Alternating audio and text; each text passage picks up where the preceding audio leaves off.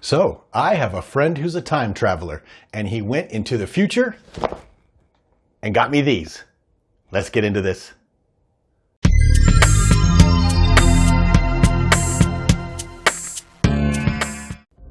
All right, welcome back to another episode of Paul's Collectibles. If you're new to the channel, it's good to have you. Thanks for giving me a shot. And if you're one of my subscribers or somebody who's been watching me for a while, I greatly appreciate you coming back, and I really appreciate you. Today we're going to be talking about some figures from the vintage collection wave that ironically is not supposed to be out until like May or something. And of course, that's another testament to Hasbro's weird distribution system. A buddy of mine, KC, who I've talked about before, happened to run into these in a Target store in Los Angeles. I'd also had information from a bunch of other sources. They were starting to come out a lot earlier. The hilarious thing is they're still up on most online retailer sites as pre-order for March, April, May. Not even March, really. But he picked them up for me and sent them to me, and so now I have them from the future, apparently. We're going to be taking a look at today Boba Fett, Zutton, Princess Leia, and Greef Karga. So without any further ado, let's get these in front of some lights, take a look at them, and see what we'll be adding to my 3 3/4 inch Star Wars action figure collection today. Okay, you want service. Okay, you want service. Okay, you want service. Okay, you want five. You want service. Okay, you want service. Okay. All right, there's 4 of the wave of 5. I have 2 Greef Kargas in here. Got one for a friend as well. But let's go ahead and start taking a look at these. Okay, let's start off with this Zutton figure, previously known as a Snaggletooth, standard Star Wars card, yellow name pill, kind of a goldish yellow as a matter of fact, yellow background. He's obviously from the Cantina. Card back is not too bad.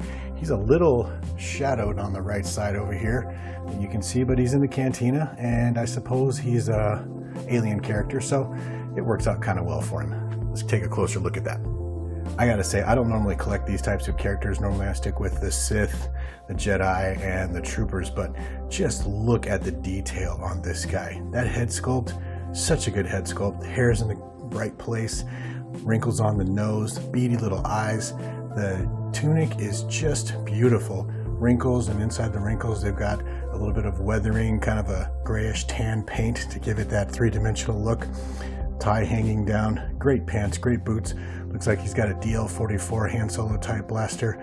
Just an overall great figure for what is otherwise a background character and someone who I wasn't too excited about, but man, am I glad to have this in my collection with that amount of detail. And he is vintage collection 189. Next up, let's take a look at Greef Karga from The Mandalorian, Star Wars The Mandalorian title up there, the Greef Karga name pill. That is also kind of a goldish yellow color background. That card back is beautiful. Got him standing on Navarro there, got his pistol, he's ready for action.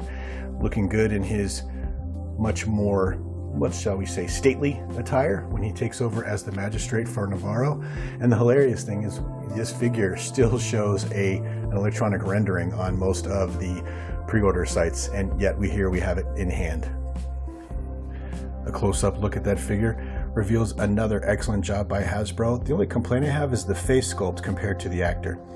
This figure's head is too thin compared to what I believe Carl Weathers should look like, and his eyes look like he's got some sort of sinus or nasal infection or something. But anyway, great robe, great undershirt, got his little blaster right there ready to go. Overall, a good looking figure, not too bad of a rendering. Like I said, he's got a little too much of a widow's peak in the hair there, and his face is a little off and a little too thin, but what are you gonna do?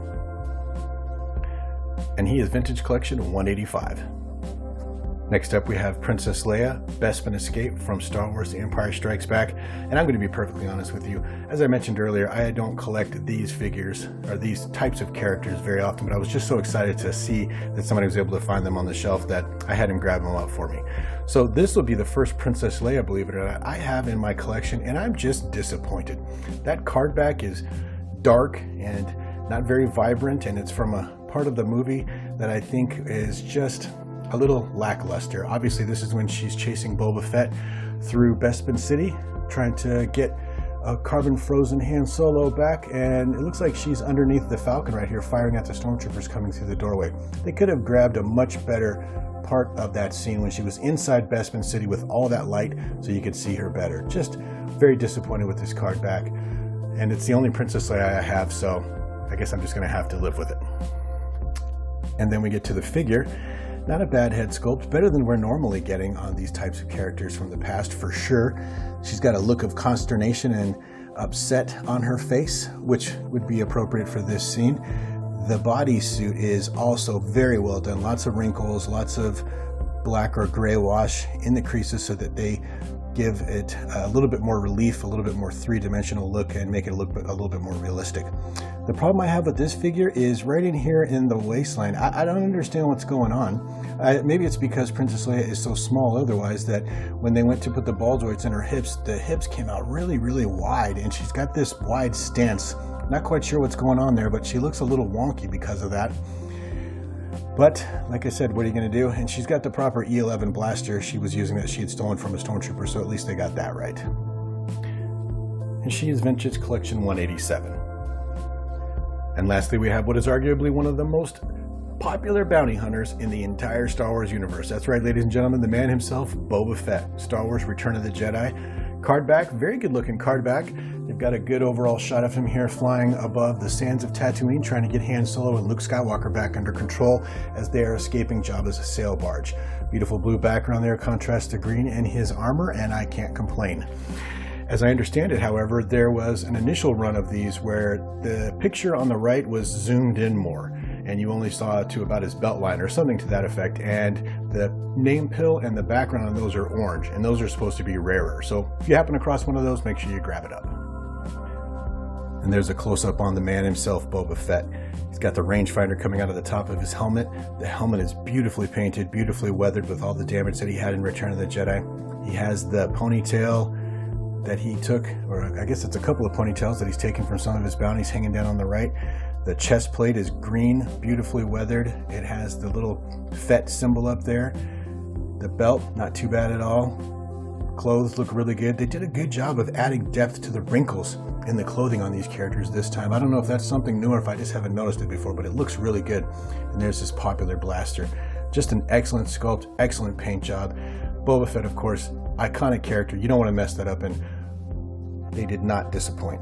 Let's take a look on the side of this character here. You can see he's got his backpack with his missile and his jetpack in there, and you can just make out through the plastic there that he has the Mandalorian symbol on his left shoulder. And he is VC 186. And there you have it.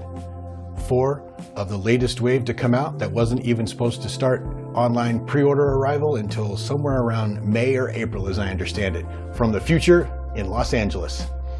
Thanks for sticking with me. Thanks for checking out the video. I'm still on the hunt for the Grogu Baby Yoda figure from this wave, but until that comes in or something else comes in, I will see you on the next video.